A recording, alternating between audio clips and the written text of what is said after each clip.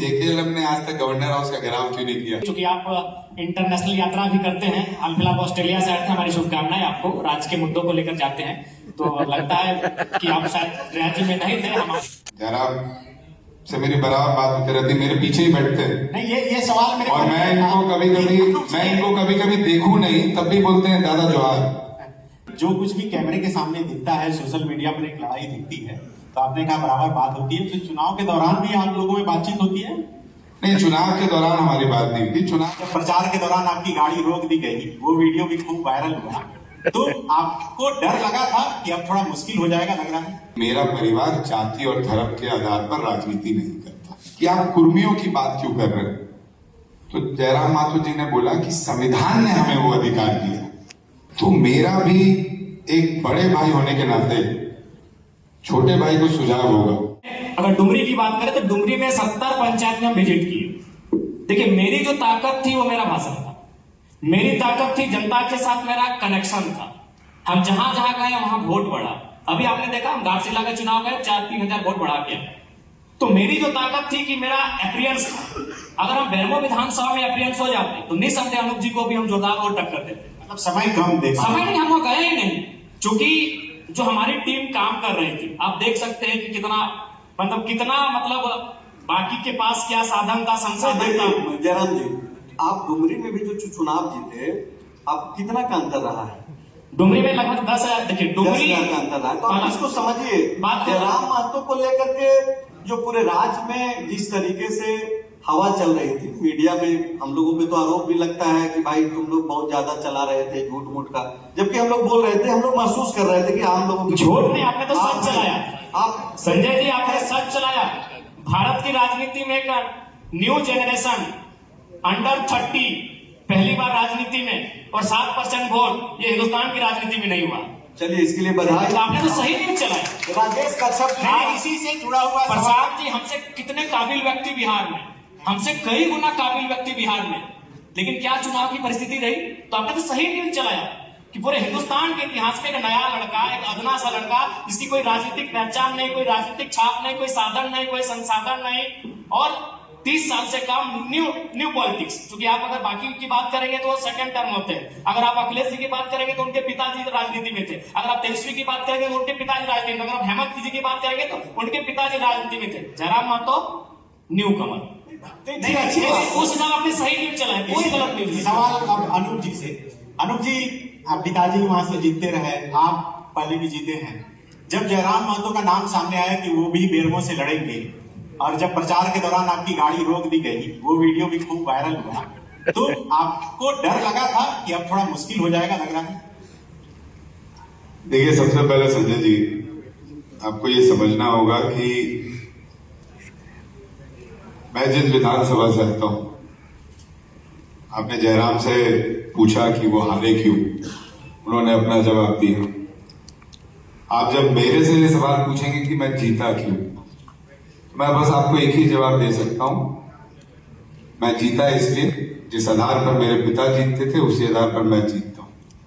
मेरे बेरमो विधानसभा की आबादी 4.5 लाख, और मैं जिस जाति से आता हूं उसकी आबादी 17,000।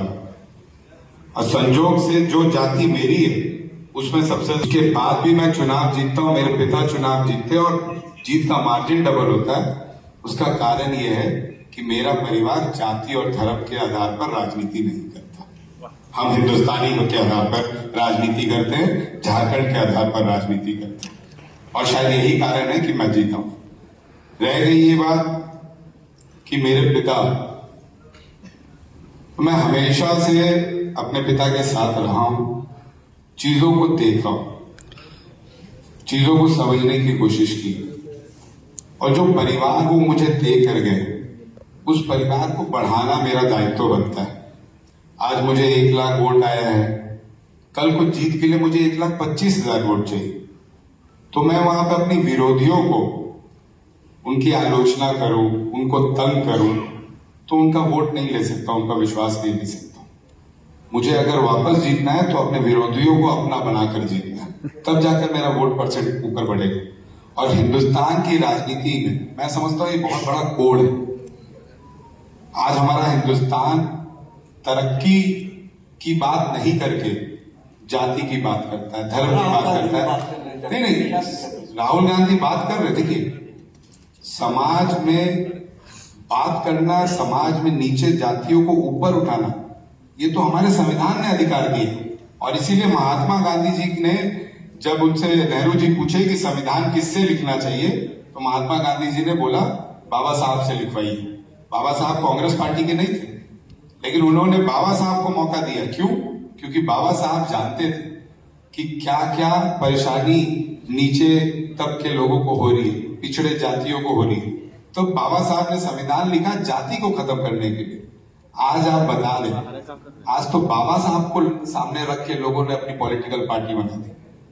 और यही कारण है, मैं फिर से बोल, जब तक हम जाति के आधार पर लड़ते रहेंगे, जाति को आरक्षण देना राजनेता का, पॉलिटिकल पार्टी का दायित्व होता है। नीचे तब से ऊपर लाना पॉलिटिकल पार्टी का दायित्व होता है। लेकिन जाति को जाति से लड़ाना, हेट्रोजन पॉलिटिक्स की ओर ढकेलना, ये पॉलिटिकल पार्टी का दायित्व नहीं होता है। आज के डेट में ये हिंदुस्तान की पॉलिटिक्स में कूट कूट के भरा हुआ है। और नहीं, सवाल मेरा जो मेरे छोटे भाई ने अभी एक बात बोली थी, जयराम से मेरी बराबर बात होती रहती, मेरे पीछे ही बैठते हैं। नहीं, ये सवाल मेरे और मैं इनको कभी कभी देखूं नहीं, तब भी बोलते हैं दादा जवाहर। नहीं, मेरा सवाल यही था कि जो कुछ भी कैमरे के सामने दिखता है, सोशल मीडिया पर एक लड़ाई दिखती है, तो आपने कहा बराबर बात होती है, तो चुनाव के दौरान भी आप लोगों में बातचीत होती है? नहीं, चुनाव के दौरान हमारी बात नहीं हुई। चुनाव के बाद मेरे को मिले थे, पहले ही दिन विधानसभा में आए, और मैं समझता हूँ सबसे पहले आए तो हमारी मुलाकात हुई, क्योंकि हमें नहीं मालूम था कि हमारा सीट आगे पीछे दे दिया जाए।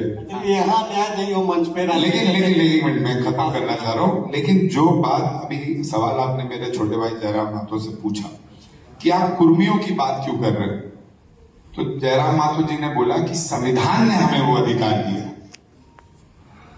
तो मेरा भी एक बड़े भाई होने के नाते छोटे भाई को सुझाव होगा कि जो जनमत इनके साथ आई थी चुनाव से पहले, वो जनमत ना कुर्मियों की थी, ना कोयरी की थी, ना माइनॉरिटी की थी, ना फॉरवर्ड की थी, ना राजपूत की थी, ना पंडित की थी। वो जनमत खाद्यान्न आधारित झारखंड राज्य की बात के लिए आई थी।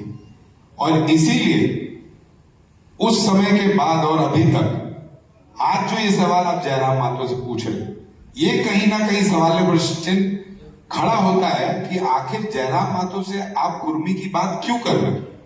आपको जयराम माथुर से बात करनी चाहिए थी तो झारखंडियों की बात करनी चाहिए थी, खतियानों की बात करनी चाहिए थी, झारखंड राज्य में रहने वाले लोगों की बात करनी।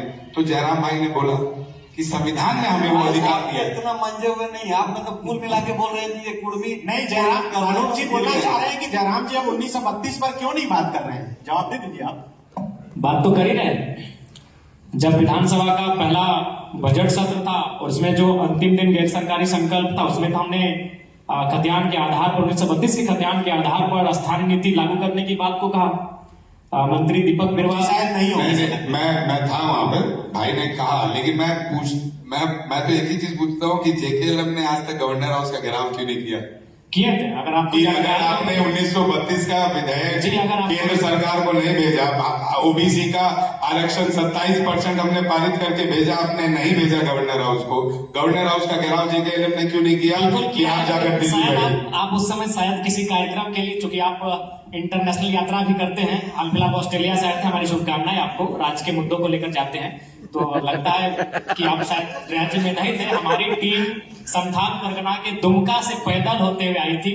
वो जहां से पैदल होकर आई, वहां से नए नए लोग जुड़ते गए और राजभवन के सामने हमारा एक दिवसीय कार्यक्रम था। ये आपकी मीडिया ने भी कैप्चर किया होगा, राज्य की जनता को ही मालूम था, लेकिन शायद चूंकि हर किसी की व्यस्तता होती है, अनूप उस समय राज्य में नहीं होंगे या फिर किसी अपने व्यस्त कार्यक्रम में व्यस्त होंगे।